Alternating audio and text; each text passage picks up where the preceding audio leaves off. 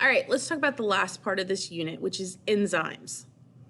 Okay, enzymes' whole function is to speed up metabolic processes.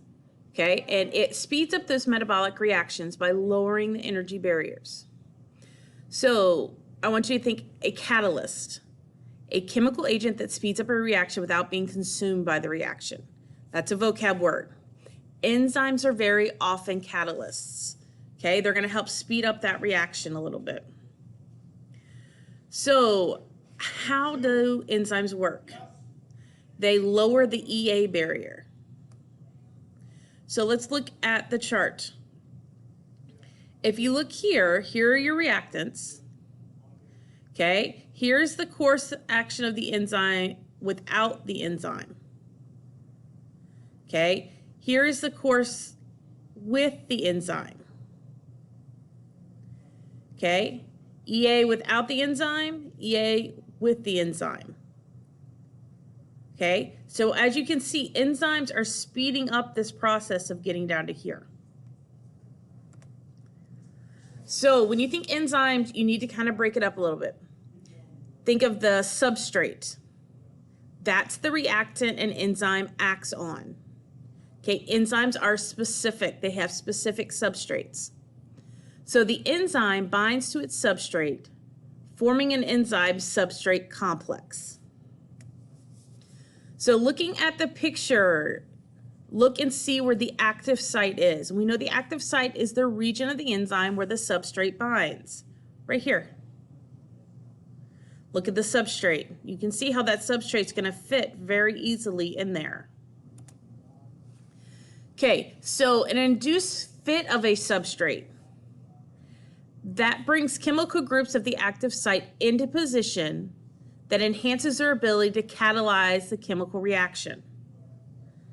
Okay, so if you look at the enzyme, it's kind of wrapped around the substrate in order to enhance the ability of the catalyst. So the enzymatic reaction is the substrate binds to the active site. So let's look at the picture. So if you look here, here's your substrate, okay? It enters the active site and the enzyme changes shape. So it goes from here where it's floating to in here. Okay, this is where it's induced fit. The active site changes shapes in order to embrace the substrate. Okay, the substrate's held to the active site by weak interactions such as hydrogen bonds or ionic bonds. If you continue down, the active site can lower EA and speed up a reaction by acting as a template, stressing the substrate, providing a favorable microenvironment, or participating directly in the catalytic reaction. Either way, what are you noticing? They've changed color. Substrates then are converted into whatever products they need to be, and then they're let go. Then the active site becomes available for 2 new substrate moles. Okay? So it's an ongoing cycle with the enzyme. So we know the active site can lower an EA barrier by orienting the substrates correctly, straining substrate bonds, providing a favorable microenvironment, and covalently bonding to the substrate. So the active site is what lowers that EA barrier by doing those 4 things. So the activity of an enzyme is really affected by the general environmental factors. Okay? So the effects of temperature and pH on an enzyme. Each enzyme has its optimal temperature in which it's to function. If it's cooler than that temperature, it's not going to function as well. If it's higher than that temperature, it's not going to function as well. So looking at the graph, here are your temperatures. Here's your rate of reaction. This is the optimal temperature for typical human enzymes. Okay? And then if you look at the opposite temperature of thermophilic, heat-tolerant bacteria. Okay, just 4 examples. Has optimal pH in which it can function.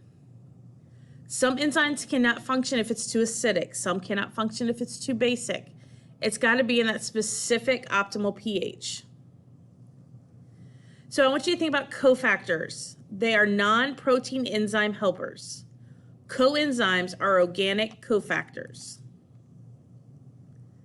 So enzyme inhibitors.